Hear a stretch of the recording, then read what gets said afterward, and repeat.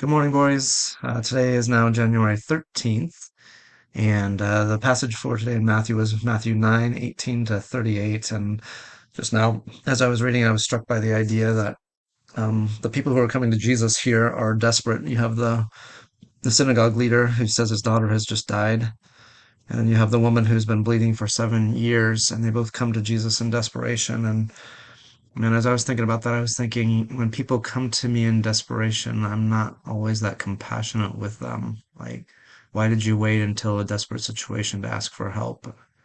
And so I guess when I was reading it, I was kind of marveling at the fact that Jesus obviously knows what's going on in their hearts and sees the desperation in their face and may wonder, why didn't you come earlier? But he doesn't say any of that kind of thing. He just says he has compassion on them.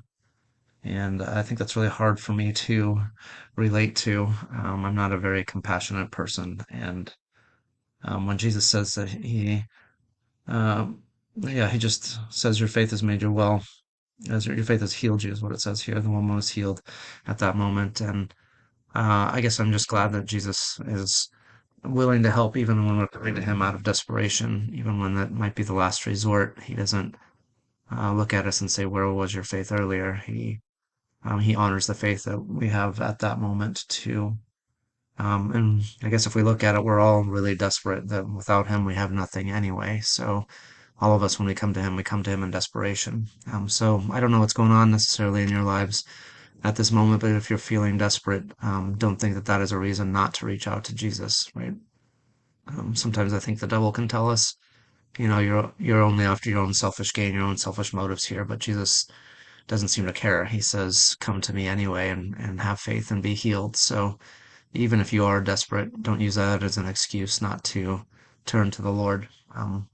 He is compassionate even in our desperation. And I guess that is a lesson for us also to have compassion for people who are desperate. I think that's a hard thing to do.